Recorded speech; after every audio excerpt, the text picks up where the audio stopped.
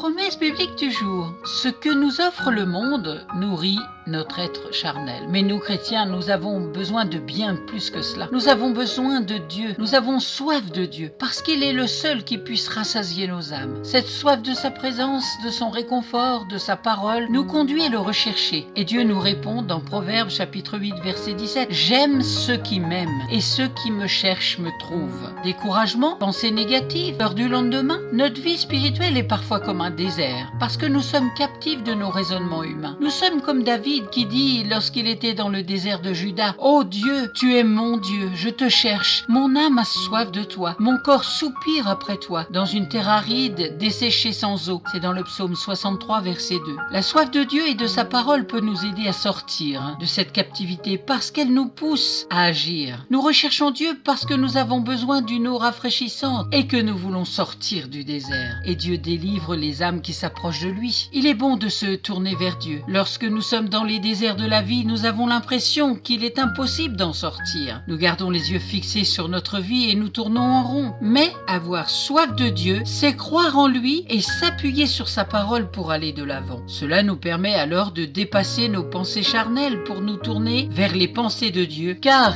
il dit, « Car mes pensées ne sont pas vos pensées et vos voix ne sont pas mes voix, dit l'Éternel. Autant les cieux sont élevés au-dessus de la terre, autant mes voix sont élevées au-dessus de vos voix. Et mes pensées au-dessus de vos pensées. » C'est dans Ésaïe chapitre 55 versets 8 à 9. Il est important de mettre la parole de Dieu en pratique. La Bible est notre livre de vie car elle contient tous les enseignements dont nous avons besoin pour vivre une vie de réussite. En effet, aimer Dieu et vouloir le suivre nécessite de mettre en pratique sa parole dans nos vies. Pour cela, il faut faire des choix, se fixer des objectifs et surtout se donner les moyens de les atteindre. Et pour cela, nous devons être déterminés. Si nous avons la sincère volonté de mettre en pratique la parole de Dieu dans nos vies, alors nous aurons du succès, car il est dit dans Josué chapitre 1 verset 8 que ce livre de la loi ne s'éloigne point de ta bouche. Médite-le jour et nuit pour agir fidèlement selon tout ce qui est écrit, car c'est alors que tu auras du succès dans tes entreprises, c'est alors que tu réussiras. Le désert de la vie, c'est un cap à franchir pour avancer.